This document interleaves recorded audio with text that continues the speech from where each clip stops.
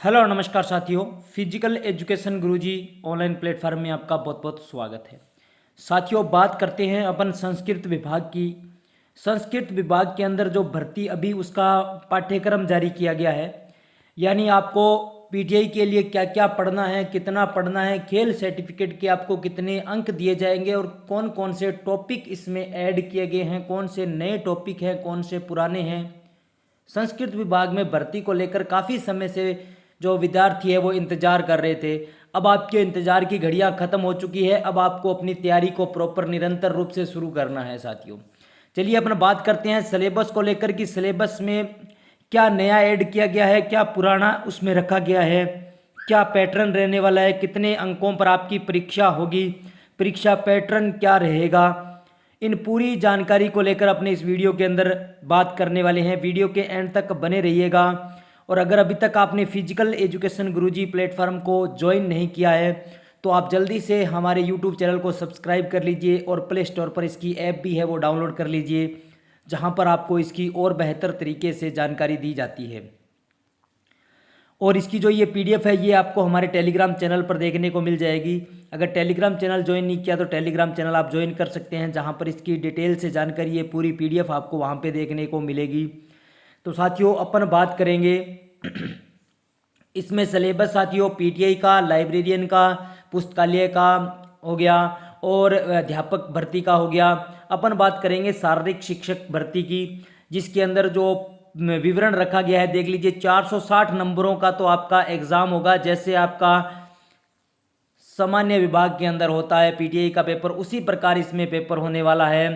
460 अंकों का और आपके 40 अंक आपको खेल सर्टिफिकेट के मिलने वाले हैं। ठीक है साथियों, 2 प्रश्न पत्र होंगे। पहले प्रश्न पत्र के अंदर 200 अंक यानी 100 प्रश्न आपके आने वाले हैं। अभी पहले प्रश्न पत्र के अंदर कितने अंक प्रश्न आएंगे? 100 प्रश्न आएंगे। और कितने नंबर के होंगे? 200 नंबर के होंगे। वहीं दूसरे प्रश्न पत्र की अगर बात करें तो 130 प्रश्न आएंगे उसके अंदर, और कितने नंबर के होंगे? 260 नंबर के होंगे। यानी टोटल आपके कितने नंबर हो जाएंगे? 460 नंबर का आपका रिटन एग्जाम लिया जाएगा। दोनों पेपरों को मिलाकर, फर्स्ट और सेकंड पेपर को मिलाकर दोनों का आपका 260 नंबर का और 40 नंबर आपके खेल सर्टिफिकेट के इसके अंदर रहने वाले हैं। अब देखिए प्रश्न पत्र 1 नंबर की बात करें कि पहले प्रश्न पत्र का क्या रहेगा, तो उसमें 200 अंकों का रहेगा। प्रश्न पत्र की अवधि 2 घंटे रहने वाली है। बहुवैकल्पिक प्रकार के प्रश्न आएंगे, यानी एबीसीडी प्रश्न आपको देखने को मिलेंगे। और इसके अंदर राजस्थान का भौगोलिक, ऐतिहासिक, संस्कृति और सामान्य ज्ञान, राजस्थान की जो समसामयिक विषय है उन पर, विश्व और भारत का सामान्य ज्ञान, शैक्षिक मनोविज्ञान। ये जो अपने राजस्थान के अंदर अपन फर्स्ट पेपर जो पढ़ते हैं सामान्य भर्ती पीटीआई भर्ती के अंदर, उसका जो फर्स्ट पेपर है सिलेबस सारा का सारा उसी के अकॉर्डिंग रखा गया है भाई। उत्तरों की मूल्यांकन में नकारात्मक अंकन लागू होगा। प्रत्येक गलत उत्तर के उस विशिष्ट प्रश्न के लिए अंकों की 1/3 काटा जाएगा भाई। ठीक है, गलत उत्तर से अशुद्ध उत्तर या एक से अधिक उत्तर अभिप्रेरित होंगे भाई। ठीक है, स्पष्टीकरण है। ठीक है, यहाँ पर अब देखिए अभी आपको इसमें आपका पास करने का क्वालिफिकेशन क्या क्या रहेगा। न्यूनतम आपको 40% अंक, बशर्ते कि उपयुक्त नियत किया गया है कि प्रतिशत अनुसूचित जाति, अनुसूचित जनजातियों के अभ्यर्थियों को 5% तक स्थिरता दी जाएगी। यानी इसके अंदर क्या ध्यान में रखना है, आपको 40% अंक लाने अनिवार्य है। और SC ST के लिए 35% इसमें लाना अनिवार्य है भाई। ठीक है ना, बशर्ते आपको ये अंक लाने होंगे भाई। कितने? 40% का इसमें क्राइटेरिया रखा गया है। और इसके अंदर आप देख लीजिए पाठ्यक्रम के अंदर सारा दिया हुआ है। अब अपन बात करते हैं पीटीआई का सेकंड पेपर। फर्स्ट पेपर के अंदर आपको समझ में आ गया, आपका जो फर्स्ट पेपर है वो 200 नंबरों का रहने वाला है और उसका 40% आपको लाना अनिवार्य है भाई। आपका जो 200 नंबर है ना, 200 नंबर का 40% आपके आना चाहिए भाई।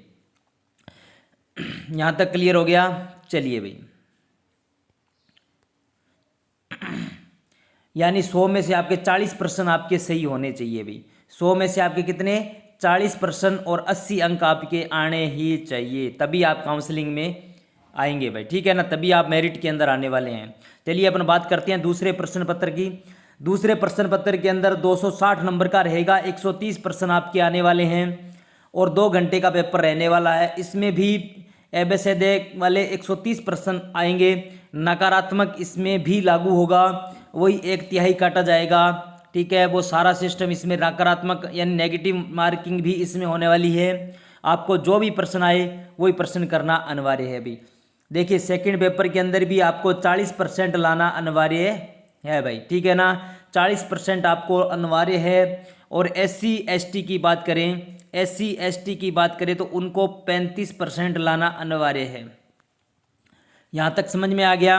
अब देखिए अभी इसके सिलेबस की बात करते हैं कि आपको क्या क्या पढ़ना है, क्या क्या नहीं पढ़ना है। सेकेंडरी और सीनियर सेकेंडरी स्तर की शारीरिक शिक्षा का सामान्य ज्ञान, क्रीड़ा और शारीरिक शिक्षा तथा जो समसामयिक विषय है उनका सामान्य ज्ञान, शारीरिक शिक्षा के सिद्धांत, परिभाषाएं और इतिहास, शिक्षा और खेल मनोविज्ञान, यानी मनोविज्ञान इसके अंदर साइकोलॉजी आ गई भाई। ठीक है ना, शारीरिक शिक्षा की रीतियां, पर्यवेक्षण और आयोजन, प्रशिक्षण और विनिश्चयों के सिद्धांत, मूल शारीरिक रचना का विज्ञान, कृत्य और स्वास्थ्य शिक्षा। इसमें स्वास्थ्य शिक्षा भी है, एनाटॉमी भी है। ठीक है ना, अमोद प्रमोद कैंप और योग, इसके अंदर अमोद प्रमोद कैंप और योग आपको देनी है भाई। ठीक है ना, व्यायाम इसके अंदर आगे, कैंप आ गया, कैंप फायर हो गए, योग आगे, अमोद प्रमोद आगे। ठीक है ना, ये पूरा आपका सिलेबस रहने वाला है सेकंड पेपर। इसमें आपके शारीरिक शिक्षा और खेल के जो शारीरिक शिक्षा के हो गए और सामान्य ज्ञान के जो प्रश्न हो गए, सेकेंडरी और सीनियर सेकेंडरी की जो शारीरिक शिक्षा का सामान्य ज्ञान है वो इसमें आपको पूछा जाएगा। और देख लीजिए शारीरिक शिक्षा की रीतियां, पर्यवेक्षण और आयोजन आपसे पूछा जाएगा 5 यूनिट के अंदर जो आपसे पूछा जाएगा। उसके बाद आपको एनाटॉमी का पूछा जाएगा और कृत्य और स्वास्थ्य शिक्षा के बारे में इसमें आपसे पूछा जाएगा। 8वीं यूनिट में कैंप योग ये आपसे पूछा जाएगा भाई। ये पूरी आपका सेकंड पेपर रहने वाला है भाई। ठीक है, प्रश्न पत्र पाठ्यक्रम का विवरण और विस्तार। पाठ्यक्रम के लिए प्रश्न पत्र विवरण और विस्तार ऐसा होगा कि बोर्ड या यथाचित नियुक्ति पदाधिकारी के द्वारा समय समय पर विनिर्देशित किए जाए और अभ्यर्थियों को नियत समय के भीतर ऐसे रीति से जो आएगा बोर्ड या यथाचित नियुक्ति पदाधिकारी समझे सूचित किया जाएगा भाई। ये एक विवरण है, आप ये PDF टेलीग्राम चैनल से जाकर पढ़ सकते हैं भाई। ठीक है, अब देखिए भाई जो खिलाड़ी ने टूर्नामेंट या क्रीड़ाओं में भाग लिया है उनको 40 अंक दिए जाएंगे। 40 अंक कौन कौन से कैसे कैसे आपको 40 अंक दिए जाएंगे उनका भी डिवाइडेशन किया गया है। देखिए भी अंतर्राष्ट्रीय स्तर पर भाग लेने वाले या राष्ट्रीय स्तर पर विजेता खिलाड़ियों को 40 अंक दिए जाएंगे भाई। राष्ट्रीय स्तर पर सेकंड स्थान वालों को 36 अंक दिए जाएंगे। राष्ट्रीय स्तर पर थर्ड स्थान वालों को 32 अंक दिए जाएंगे। राष्ट्रीय स्तर पर भाग लेना या राज्य स्तर पर विजेता खिलाड़ियों को 28 अंक दिए जाएंगे भाई। अगर राज्य स्तर पर आपका सेकंड स्थान है तो आपको 24 अंक दिए जाएंगे और राज्य स्तर पर अगर आपका थर्ड स्थान है तो 20 अंक दिए जाएंगे भी। अब देखिए राज्य स्तर पर भाग लेना या संभागीय स्तर या जिला स्तर पर जो विजेता है उनको 16 अंक दिए जाएंगे। जिला स्तर पर अगर आपका सेकंड स्थान है तो आपको 12 अंक दिए जाएंगे। जिला स्तर पर आपका थर्ड स्थान है तो 8 अंक दिए जाएंगे।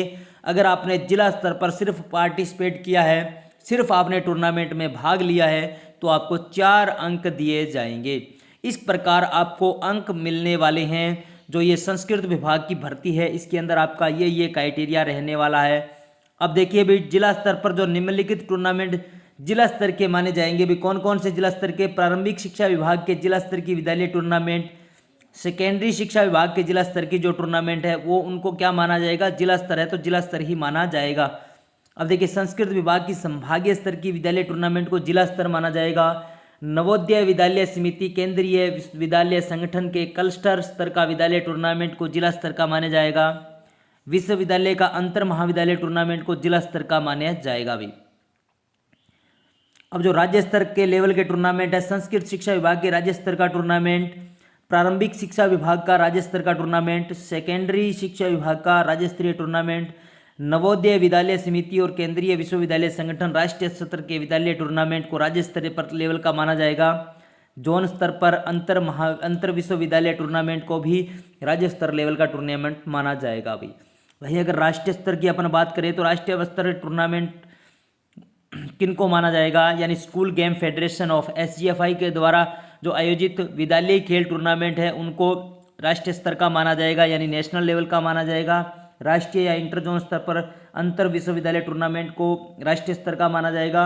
अंतर्राष्ट्रीय स्तर पर इनमें से किसी भी एक संगठन के माध्यम से अंतर्राष्ट्रीय टूर्नामेंट में भाग लेना, जैसे school games federation of India, university sports association या स्पोर्ट्स फेडरेशन ऑफ इंडिया, इनसे अगर आप कोई भी अंतर्राष्ट्रीय स्तर पर भाग लेते हैं तो वो भी राष्ट्रीय स्तर का टूर्नामेंट माना जाएगा भाई।